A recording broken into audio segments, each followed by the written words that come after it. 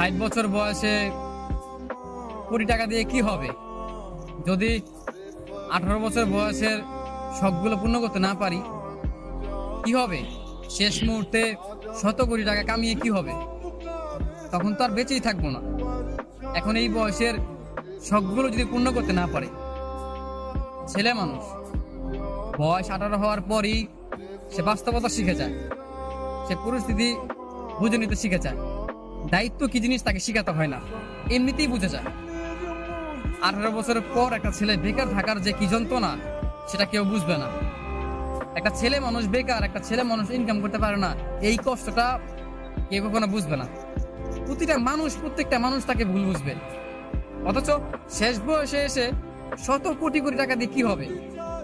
আমার এই 18 বছর বয়সের যে স্বপ্নগুলো, যেই শখ আহ্লাদগুলো, আমি তো সেইগুলোই পূর্ণ করতে পারলাম না।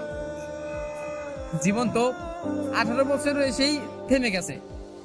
মনে হয় না যে সামনে ভালো কিছু হবে, তারপর নতুন করে স্বপ্ন দেখি যে জীবনে ভালো কিছু করব। অথচ 18 বছরটা পার হতেই এখন মনে হচ্ছে যে জীবনটা এখানে থেমে গেলেই ভালো হয়, আর সহ্য হয় না। এত কষ্ট, এত যন্ত্রণা, এত চোখের সামনে বারবার ভেঙে পড়া, এগুলো সহ্য হয় না। একটা ছেলে জানে, বিশ্বাস করেন ভাই, একটা ছেলে জানে যে কষ্টগুলো মানে দেখে। বয়স 18 হয়ে গেছে, তার ইনকাম নাই, তার স্বপ্ন পূরণ নাই, তার শখ আল্লাহ সব মিশে যায়, মানে সব ভেঙে যায়, চুরমার হয়ে যায়। এখানে তার কত কিছু হয়। আর একটা 18 বছর পর একটা ছেলে মানুষ, বিশেষ করে তার সবচেয়ে শখের যে জিনিসটা হয় সেটা কি জানেন ভাই? সেটা হচ্ছে একটা মেয়ে মানুষ। হ্যাঁ, টাকা পয়সা হিসেবে পরে আসে, কিন্তু একটা মেয়ে মানুষের প্রেমে সে পড়ে। একটা ছেলের বয়স যখন 18 বছর পার হয় না, তখন সে একটা মেয়ের প্রেমে পড়ে।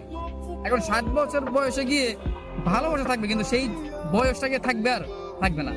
60 বছর পরে গিয়ে যদি আমি 100 কোটি টাকা পাই বা শখের মানুষকে পাই, তখন কি লাভ হবে? 5 দুই বা কয়